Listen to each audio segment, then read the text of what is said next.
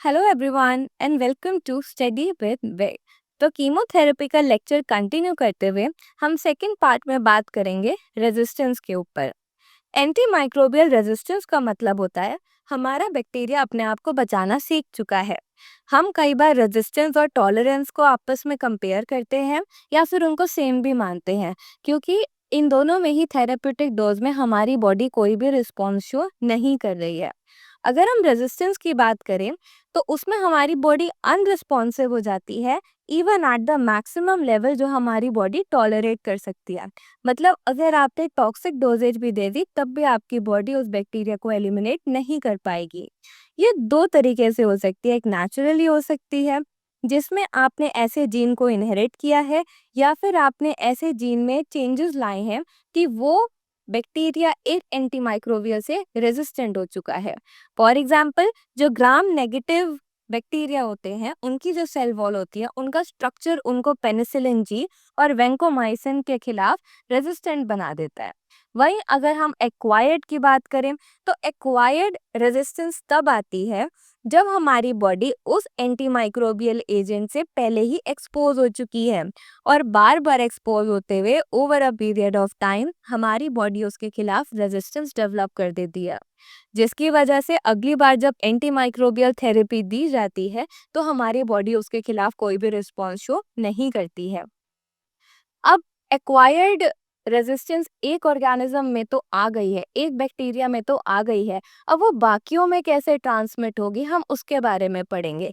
अब वो जो ट्रांसमिशन है उसका पहला मैकेनिज्म है म्यूटेशन।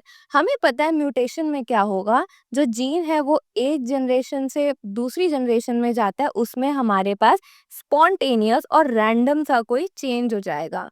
बट हमें ये ध्यान रखना है जो हम ड्रग दे रहे हैं उसकी वजह से ये म्यूटेशन नहीं आ रहा है, बल्कि उसकी वजह से ये जो म्यूटेटेड ऑर्गेनिज्म है वो ही प्रीडोमिनेट कर पा रहे हैं और जो सेंसिटिव ऑर्गेनिज्म है वो अफेक्ट होके वो मर जा रहे हैं। तो जो म्यूटेशन होगी वो सिंगल स्टेप भी हो सकती है और मल्टी स्टेप भी हो सकती है। सिंगल स्टेप में एक पावरफुल जीन को एक बार ही म्यूटेट करेगा, और जो मल्टी स्टेप होगा वो एक डीएनए के सेगमेंट पे डिफरेंट जीन्स को म्यूटेट करेगा। ये बहुत सारी जगह कर रहा है तो ये स्लो और ग्रेजुअल है, वहीं इसको एक ही जगह काम करना है तो ये रैपिड होता है। अब जो सिंगल स्टेप होता है वो रेजिस्ट करता है एंटेरोकोकाई को स्ट्रेप्टोमाइसिन से एज वेल एज स्टेफाइलोकोकाई को रिफैम्पिन से भी। अब हमने म्यूटेशन के बारे में पढ़ लिया। दूसरी चीज आती है जीन ट्रांसफर। जीन ट्रांसफर हम उस जीन के बारे में बात करेंगे जो कि उसको रेजिस्टेंट बना रहा है, that is the R factor. R factor उसके प्लाज्मिड में होता है, और हम जो जीन ट्रांसफर की बात कर रहे हैं वो हॉरिजॉन्टल है या फिर वो लेटरल है। मतलब वो ऑफस्प्रिंग में नहीं ट्रांसमिट हो रहा है, वो सेम जनरेशन के ऑर्गेनिजम्स में ही ट्रांसमिट हो रहा है। इसके भी तीन मैकेनिज्म है, transduction, transformation as well as conjugation. Transduction में क्या होता है, एक बैक्टीरियोफाज होता है, वो एक वायरस है जो बैक्टीरिया की मशीनरी को ऑक्यूपाई करके खुद की मल्टीप्लिकेशन को करा रहा है, जिसकी वजह से जो बैक्टीरिया के प्लाज्मिड का जो आर जीन होता है वो उस वायरस के डीएनए में इनकॉर्पोरेट हो जाता है। और जब वो वायरस आगे जाके दूसरे बैक्टीरिया सेल को इन्फेक्ट करेगा तब वो उस रेजिस्टेंस को एक रेजिस्टेंट बैक्टीरिया से एक ससेप्टेबल बैक्टीरिया में ऑलरेडी ट्रांसमिट कर देगा। वहीं हम ट्रांसफॉर्मेशन की बात करें तो एक बैक्टीरिया सराउंडिंग में पड़े डीनेचर डीएनए को इनकॉर्पोरेट करेगा अपने डीएनए में और खुद भी फिर रेजिस्टेंट बन जाएगा। अब जो मेन मैकेनिज्म होता है जीन ट्रांसफर का हॉरिजॉन्टल वे में, that is the conjugation. Conjugation में एक रेजिस्टेंट और एक ससेप्टेबल बैक्टीरिया में डायरेक्ट कांटेक्ट होना चाहिए, और इस ब्रिज के थ्रू हमारा जो आर जीन होता है प्लाज्मिड का वो एक रेजिस्टेंट बैक्टीरिया से दूसरे ससेप्टेबल बैक्टीरिया में चला जाता है। अब हमने बात करा कि जो एक्वायर्ड रेजिस्टेंस है वो एक बैक्टीरिया में एक बैक्टीरिया से दूसरे बैक्टीरिया में कैसे ट्रांसमिट हो रही है। अब हम बात करेंगे एक बैक्टीरिया के अंदर ही ऐसी क्या चीजें चल रही हैं कि वो उस एंटीमाइक्रोबियल को खुद पे काम नहीं करने दे रहा है। फॉर एग्जाम्पल, वो ड्रग की पेनिट्रेशन पावर को ही खत्म कर देगा। वो कैसे खत्म करेगा? या तो वो जो आउटर साइड में पोरेंस बने हुए हैं उनमें जो एनायनिक कैटायनिक ट्रांसपोर्ट मैकेनिज्म है उसको चेंज कर देगा, जिसकी वजह से जो बैक्टीरिया है उसके अंदर ड्रग की एंट्री हो ही नहीं पाएगी। अब जैसे तैसे करके ड्रग अंदर आ भी गया है तो जो हमारी जो बैक्टीरिया का मैकेनिज्म होगा वो इफ्लेक्स पंप की वजह से जल्दी उसको अपनी बॉडी से एलिमिनेट कर देगा और उसको अपना एक्शन भी परफॉर्म नहीं करने देगा। वहीं जो दूसरी चीज आती है वो आती है ऑल्टर द बाइंडिंग साइट। जैसे कि अमीनो ग्लाइकोसाइड 30S यूनिट पे बाइंड करते हैं। अब 30S का स्ट्रक्चर ही चेंज कर दो तो अमीनो ग्लाइकोसाइड वहां पे बाइंड ही नहीं कर पाएगा। बाइंड नहीं कर पाएगा तो वो चेंज ही नहीं ला पाएगा। Alter in the metabolic pathway, जैसे कि सल्फोनामाइड एक स्ट्रक्चरल एनालॉग है पाबा का। पाबा एक ऐसा केमिकल है और जो स्ट्रक्चर है जो कि रिक्वायर्ड होता है बैक्टीरिया सेल के लिए ताकि वो फॉलिक एसिड, प्यूरिन्स, पिरिमिडीन्स को सिंथेसाइज कर पाए और अपने सेल की डिवीजन को और ग्रोथ को इनेबल कर पाए। बट अगर सल्फोनामाइड आ गया तो वो पावा की रिलीज को ब्लॉक कर देगा और बैक्टीरिया ये सब नहीं कर पाएगा। बट जो सल्फोनामाइड रेजिस्टेंट ड्रग होती है वो एक नया मैकेनिज्म स्टार्ट कर लेती है जिसमें उसको पाबा की कोई भी रिक्वायरमेंट नहीं है और वो ये सारी चीजों को अपने आप ही सिंथेसाइज कर लेगी किसी और मैकेनिज्म से। ठीक है, तो अगली अगला आता है हमारे पास ड्रग इनएक्टिवेटिंग एंजाइम। हर एक एंटी माइक्रोबियल सेंसिटिव होता है एक पर्टिकुलर एंजाइम के लिए। फॉर एग्जाम्पल, जो पेनिसिलिन है उसको बीटा लैक्टामेज एंजाइम डिस्ट्रॉय करता है, वैसे क्लोरमफेनिकोल को अमीनोग्लाइकोसाइल एसिटाइल, अमीनोग्लाइकोसाइल फॉस्फोट्रांसफरेज, अमीनोग्लाइकोसाइल न्यूक्लियोटिडाइल ट्रांसफरेज इनहिबिट करते हैं या इनएक्टिवेट करते हैं।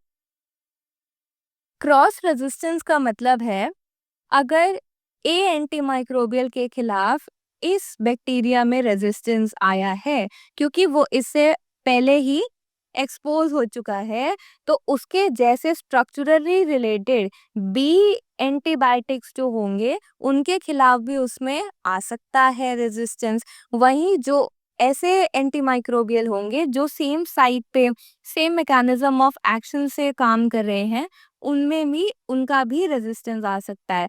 इसका मतलब है जो एंटीबायोटिक बी है सी है वो एक्चुअली एक्सपोज नहीं हुए हैं बट स्टिल उनके खिलाफ उस बैक्टीरिया ने रेजिस्टेंस डेवलप कर लिया। मतलब केमिकली रिलेटेड और केमिकली अनरिलेटेड दोनों ही कंपाउंड में ऐसी रेजिस्टेंस देखी जा सकती है। अब जो क्रॉस रेजिस्टेंस होती है वो कंप्लीट हो सकती है, टू वे हो सकती है। फॉर एग्जाम्पल, अगर ए की रेजिस्टेंस है तो वो ऑटोमेटिकली बी के लिए भी रेजिस्टेंट होगा, वही बी के लिए रेजिस्टेंस है तो वो ऑटोमेटिकली ए के लिए भी रेजिस्टेंट होगा। इसके एग्जाम्पल क्या है? नियोमाइसिन की रेजिस्टेंस होगी तो वो कानामाइसिन के लिए भी होगी, कानामाइसिन के लिए रेजिस्टेंस है तो वो नियोमाइसिन के लिए भी होगी। वही इरिथ्रोमाइसिन के लिए है तो वो ओलिएंडोमाइसिन के लिए भी होगी, वही जो ओलिएंडोमाइसिन के लिए है वो इरिथ्रोमाइसिन के लिए भी होगी। दूसरा आता है पार्शियल या फिर वन वे, जिसमें एक के लिए रेजिस्टेंस है तो दूसरे के लिए है बट दूसरे के लिए रेजिस्टेंस है तो पहले के लिए रेजिस्टेंस नहीं है।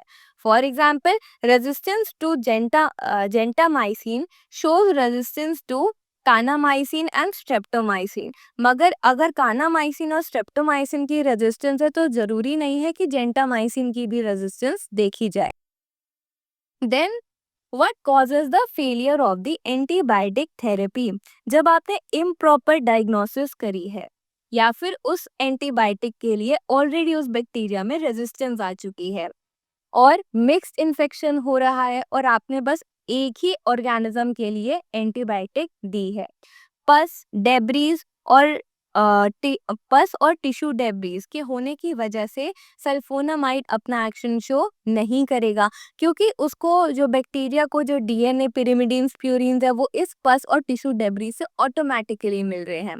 इम्यून कॉम्प्रोमाइज अगर होस्ट का इम्यून सिस्टम कॉम्प्रोमाइज है तो एंटीबायोटिक थेरेपी बिल्कुल भी काम नहीं करेगी। अगर आपने एक्सपायर दिया या फिर आपने वो ट्रीटमेंट ही लेट शुरू किया है, तब भी एंटीबायोटिक थेरेपी कोई काम नहीं करेगी।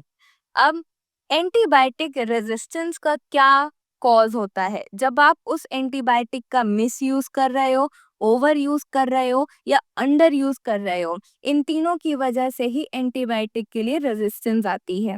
ये हम पढ़ चुके हैं कि anti microbial drug do not induce the resistance, but वो सिलेक्शन में हेल्प करती है, जिसमें जो पावरफुल डोमिनेंट रेजिस्टेंट बैक्टीरिया होता है वो सरवाइव कर जाता है और वहीं जो सेंसिटिव बैक्टीरिया होता है वो मर जाता है।